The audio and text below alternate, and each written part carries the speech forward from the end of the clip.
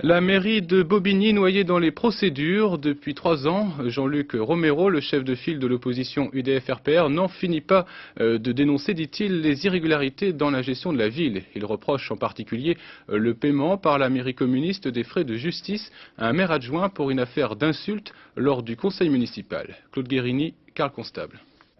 À Bobigny, la majorité municipale de gauche comporte 33 élus, l'opposition 10 conseillers de droite. Les premiers se sentent dans leur fief, les seconds, sans répit, en font le siège. Ainsi, Jean-Luc Romero, RPR, accuse aujourd'hui la municipalité en place d'utiliser indirectement les crédits pour surpayer des collaborateurs, financer des voyages, des publications, des manifestations. Le maire repousse ces accusations qu'il juge politiciennes. Toutes les décisions du conseil municipal sont des décisions légales qui ont été prises dans la transparence. Il n'y a aucun problème de ce point de vue. Et je dois rajouter que je ne laisserai pas salir des élus de la majorité municipale qui sont aujourd'hui engagés au quotidien avec les habitants pour essayer de régler les problèmes, pour intervenir avec eux. Et ces élus sont honnêtes, sont intègres, sont dévoués à la population.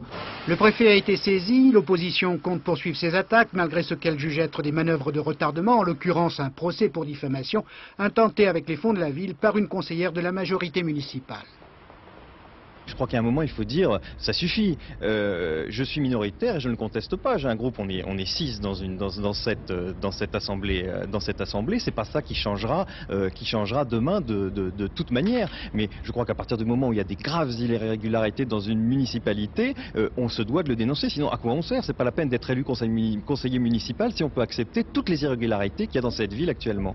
La gravité de certaines accusations le dispute à la chamaillerie de quelques débats. La justice tranchera, les électeurs aussi.